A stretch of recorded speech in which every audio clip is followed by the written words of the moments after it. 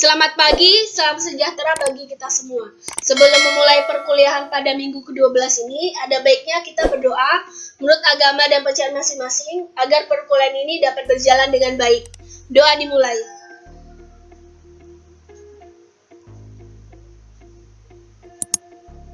Doa selesai. Baiklah, untuk memulai teori Nirmana Dwi Matra pada minggu ke-12 ini, yang akan dilaksanakan pada tanggal 25 November 2020 untuk kelas DG1C, kemudian tanggal 26 November 2020 itu untuk kelas DG1B, dan juga tanggal 27 November 2020 itu untuk kelas DG1A ya. Kita mulai dari judul awalnya. Itu ada adaptive colors yang kedua atau monitor pada sistem warna RGB. Di sini akan saya sampaikan 4 subjudulnya ya pada monitor pada sistem warna RGB ini. Yang pertama itu teori warna sebagai acuan referensi akademis yang solid dan holistik. Yang kedua itu ada proporsi penyanggatan.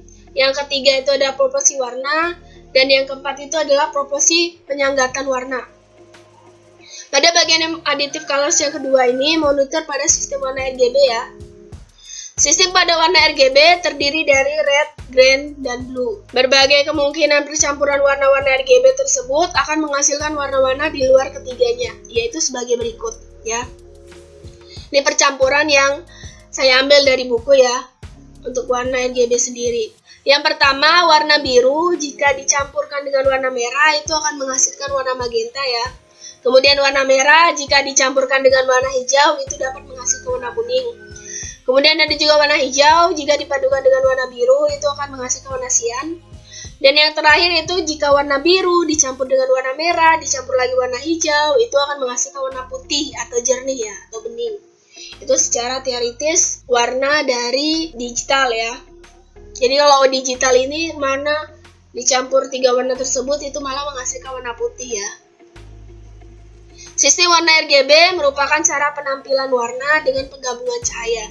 Prinsip kerjanya berdasarkan pada kemampuan mata dalam menangkap persepsi warna dengan penggabungan warna RGB sebagai warna-warna primer ya. Warna RGB adalah model warna yang berdasarkan pencampuran warna dari emisi cahaya.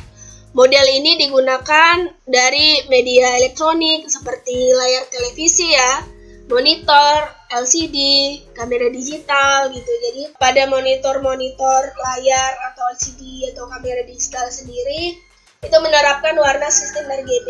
Jadi RGB itu adalah warna pokoknya. Kemudian jika dicampur dengan beberapa intensitas cahaya itu akan menghasilkan warna yang lain. Atau mungkin dicampur dengan ada beberapa warna itu malah menghasilkan warna yang berbeda.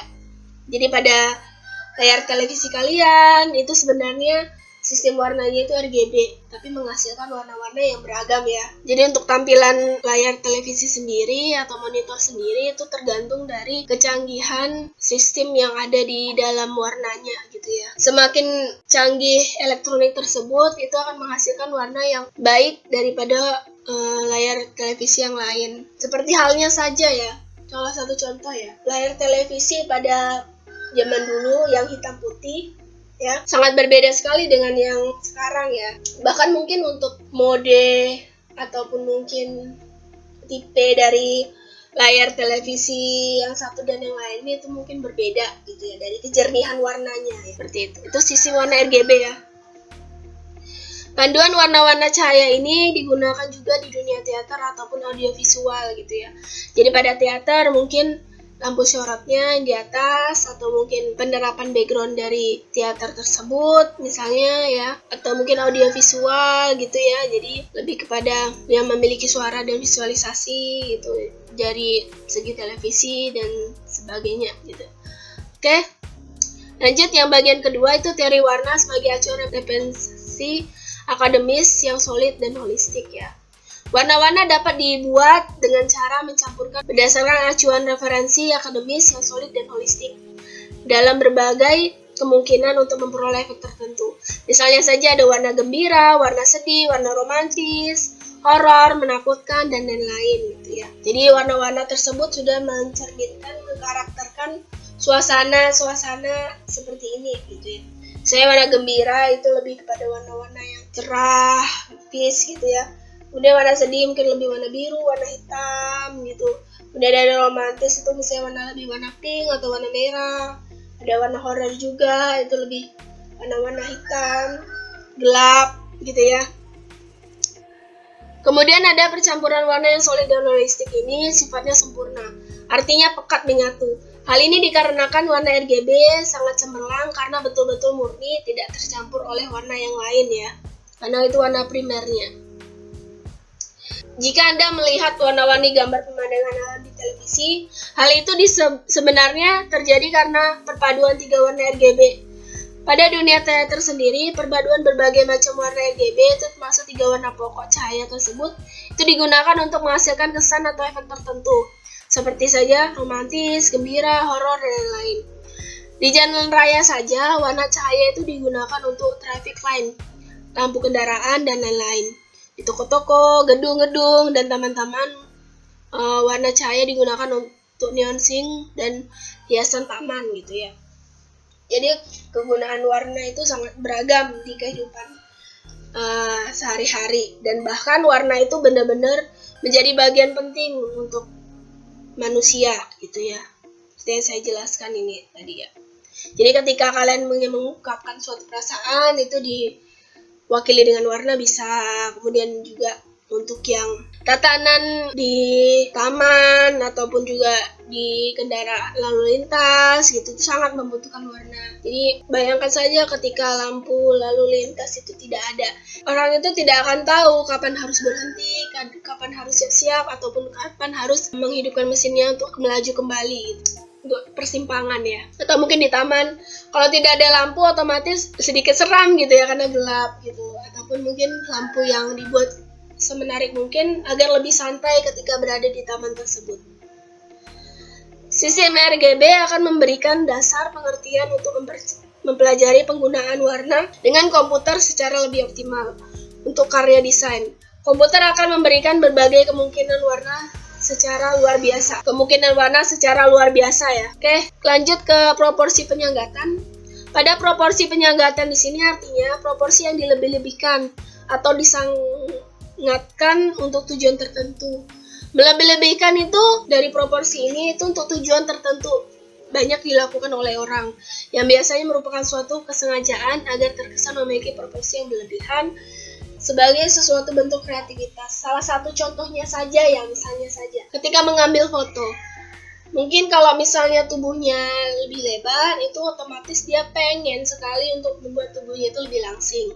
Atau mungkin orang yang kurus ya, itu pengen tubuhnya itu lebih berisi. Itu dia pasti menggunakan berbagai cara, dari segi fashionnya mungkin, atau mungkin dari terapan pola makan, ataupun olahraga gitu ya. Ataupun mungkin untuk kalau biasa beli pakaian di toko ya, di situ kan pasti dipajangkan manekin ya, manekin untuk menunjukkan ketika pakaian itu dipakai itu seperti apa. Itu lebih efektif daripada hanya disusun-susun saja, orang lain disuruh milih dan mesin membuka. Itu tidak akan bisa orang itu paham kira-kira itu baju itu menarik nggak ketika berada di ketika dipakai gitu ya, ketika dipakai. Jadi mannequin sendiri itu memiliki proporsi, itu pakaiannya itu bakal kelihatan selalu bagus karena proporsi mannequin juga baik gitu kan. Dia mannequin tidak ada yang bentuknya itu misalnya tubuh yang gendut ataupun tubuh yang kurus, tapi proporsinya ideal gitu. Jadi ketika diletak di manekin belum tentu pas dengan yang ingin membelinya. Misalnya saya ingin membelinya badannya lebih besar gitu ya, atau mungkin lebih kurus gitu. Itu benar-benar harus dicoba lagi gitu. Mungkin manekin itu sebagai visualisasi dari pakaian itu kalau bagusnya ini seperti apa gitu ya. Dengan motif-motif yang sudah ada. Cocok enggak? Apakah di warna kulit? Pas tidak gitu ya. Oke, lanjut. Misalnya saja suatu karnaval dengan model manusia yang kakinya disambung, yang lebih tinggi ya. Misalnya kalau lebih kepada sirkus, kalau pernah lihat sirkus di situ banyak sekali artis ataupun juga pemain sirkusnya itu yang memiliki berbeda-beda ya dari segi menampilkan atraksinya gitu ya. Jadi ada yang kakinya disambung dengan kayu gitu, jadi kelihatan dia lebih tinggi ya. Masih menggunakan pakaian dengan loreng garis-garis vertikal gitu. Misalnya saja untuk yang pakaian dengan garis-garis yang vertikal itu akan membuat efek orang memakainya itu lebih lebar ataupun lebih besar gitu. Jadi kalau misalnya ada yang badannya yang lebar ataupun gemuk, jangan menggunakan pakaian yang garisnya vertikal, itu akan melebarkan. Tapi pakailah garis yang horizontal akan kelihatan lebih tinggi gitu ya. Itu adalah proporsi penyanggatan ya. Dalam bidang desain grafis, banyak digunakan upaya melebih-lebihkan proporsi untuk menciptakan daya tarik, pusat perhatian atau dominasi. Misalnya saja bentuk iklan. Pada ukuran 2 kolom dengan panjang setinggi halaman kolom, iklan dengan tinggi 5 cm dengan panjang 9 kolom, atau iklan dengan ukuran yang sangat luas, hanya diisi bentuk objek kecil di tengah-tengah atau bagian bawah dan tujuannya untuk menarik perhatian. Ini adalah tata penyusunan dari iklan ya, sudah disepakatin gitu. Mungkin sudah kalian pernah melihat iklan-iklan seperti ini, tapi secara teoritisnya belum, tapi ini dibuat perbandingannya secara teoritis ya. Untuk memperoleh komposisi warna yang sebanding keluasannya, maka berdasarkan percobaan Newton diperoleh perbandingan keluasan warna. Jadi untuk keluasan warna kuning itu 3 bagian. Jika selaras kuning itu warna merah itu harus 5 bagian. Kemudian jika selaras dengan kuning dan merah itu warna biru itu 8 bagian. Jadi komposisi warna yang digunakan, perbandingan keluasan warna dengan perbandingan tersebut akan menghasilkan komposisi yang sebanding. Artinya masing-masing memiliki kekuatan yang sama, tidak ada yang menonjol ya. Jika salah satu warna dibesarkan ukurannya, maka akan menjadi tidak seimbang. Dan warna yang perbandingan keluasannya diperbesar akan menjadi menonjol dan mendominasi atau menjadi dominan. Ya. Ini ada perbandingan ya warna-warnanya. Kalau warna jingga itu dibandingkan keluasannya itu sama dengan warna merah ya. Kemudian yang juga ditambahkan dengan warna kuning 8 bagian ya. Untuk warna hijau perbandingan keluasannya sama dengan keluasan warna kuning yang ditambah dengan warna biru itu 11 bagian ya. Kemudian warna ungu itu sama keluasannya dengan warna merah ditambah warna biru itu 13 bagian. Itu perbandingannya untuk proporsi yang baik untuk warna ya. Kemudian ini ada proporsi penyanggatan warna. Pada proporsi warna yang ideal adalah 3 bagian kuning, kemudian 3 bagian merah, dan 8 bagian biru. Jika proporsi ketiga warna ini digunakan, maka keadaan warna menjadi seimbang. Artinya tidak ada yang menarik. Tetapi jika ingin ada warna kuning menjadi menarik, maka perbandingan area warna kuning harus diperluas dan warna lain itu dipersempit ya. Demikian berlaku untuk warna merah dan biru. Jika diinginkan agar menarik, maka perbandingannya harus diperluas.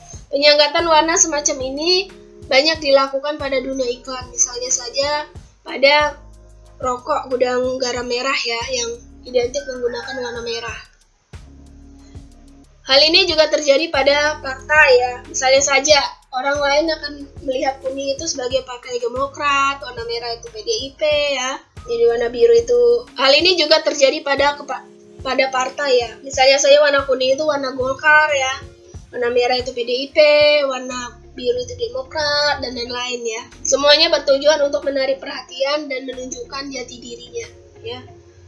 Oke, seperti yang ditunggu-tunggu oleh mahasiswa. Pada tugas wajib yang pertama ini, saya meminta kalian untuk menggambar karakter animasi yang bersifat imajinatif dengan memvisualkan benda yang seakan-akan bergerak ya di kertas A4. Jadi bisa menggunakan pensil warna, cat air, cat poster, terserah ya. Oke, itu harus didokumentasikan. Kemudian yang kedua, tugas wajib. Pada tugas wajib yang kedua, itu saya minta kalian menggambarkan 2 karakter tokoh cerita yang sedang berada di dalam satu cerita secara bersamaan. Bentuk-bentuk tersebut mengandung unsur semiotika yang estetik dan menggunakan teknik bisa blok cat air, letter spidol ataupun pen ya di kertas A4 ya. Ini saya akan mencantumkan karya dari kakak kelas kalian ya untuk kedua tugas wajib ini. Nih, seperti elang yang sedang menangkap ikan ya. Kemudian juga ada tokoh ya yang dibuat sedemikian rupa yang kelihatan seperti bergerak, dia melingkar-lingkar. Dan ini ada kucing yang mengibas-ngibaskan ekornya dan turun. Kemudian ini juga ada karakter jerapah ya. Dan juga ini ada ikan. Jadi memvisualkan seperti mereka itu bergerak, berlari atau berenang gitu ya. Itu didokumentasikan ya untuk tugas wajib pertama. Untuk tugas wajib kedua ini mengambil 2 karakter tokoh ya. Jadi di sini ada yang pertama ada karakter dari Elitch dan juga Tinkerbell. Jadi 2 cerita yang berbeda dijadikan satu. Dan ini juga Zelda, The Tinkerbell Friends gitu ya, temannya Bells juga ya, dari 2 tokoh cerita yang berbeda. Dan ini harusnya yang ditambahin satu lagi ya, tokoh Gatot-Kaca ini harusnya ditambahin satu lagi. Harusnya ya. Kemudian ini Dimas ya, Malik Kundang ya, dan mungkin karakter yang lain gitu. Jadi ada 2 karakter dari satu cerita yang sama. Seperti ini. Oke. Jadi di cerita Cinderella itu malah Cinderella dengan macan ya, harimau. Cinderella dengan harimau. Dan harimau itu malah ketemu kancil gitu ya. Harusnya harimau itu bersama Jasmine ya, tapi ini malah drama Cinderella. Oke, seperti itu. Jadi kedua tugas wajib itu sama-sama didokumentasikan dan dibuat warna buat sebaik mungkin ya, karena seluruh tugas ini akan dijadikan portofolio itu untuk saya nilai akhir ya. Oke, jika ada pertanyaan terkait materi, silahkan ditanya di WA Group. Kita bertemu lagi di minggu ke-13 ya. Untuk memulai ke tanggal 7 Desember itu adalah UAS. Berakhirlah perkuliahan 1 semester ya. Oke, saya akhiri perkuliahan dengan Assalamualaikum warahmatullahi wabarakatuh.